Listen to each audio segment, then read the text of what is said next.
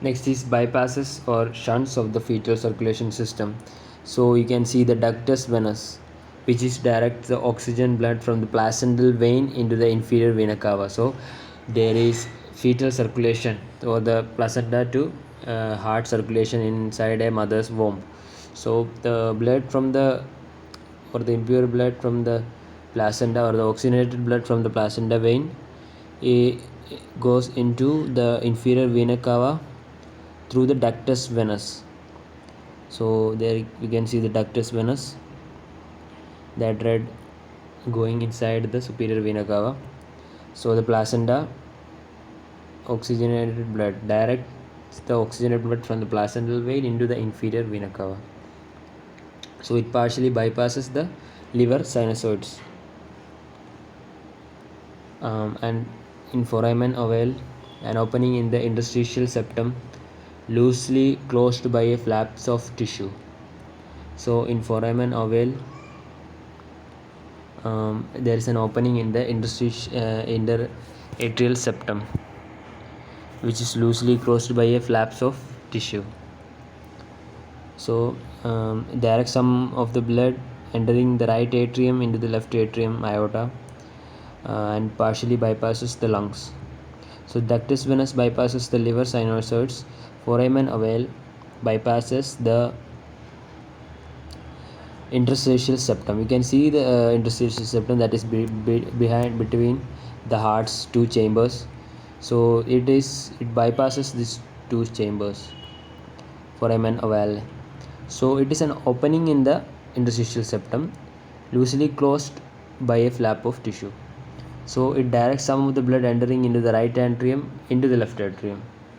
So this foramen ovale helps in the direction of blood entering right atrium into the left atrium, which then goes to the aorta.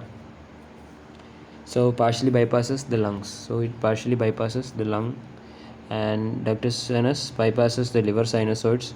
Next is ductus arteriosus. So the ductus arteriosus directs most blood from the right atrium of the heart directly into aorta.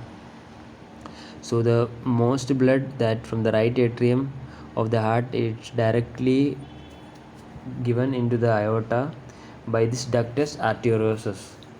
So ductus arteriosus is a helps in the blood from the right atrium on the heart to the into the aorta. So it also partially bypasses the lungs. All of these shunts are occurred at birth due to pressure changes. Foramen ovale can take up to 6 months to close. So at birth, these shunts are occurred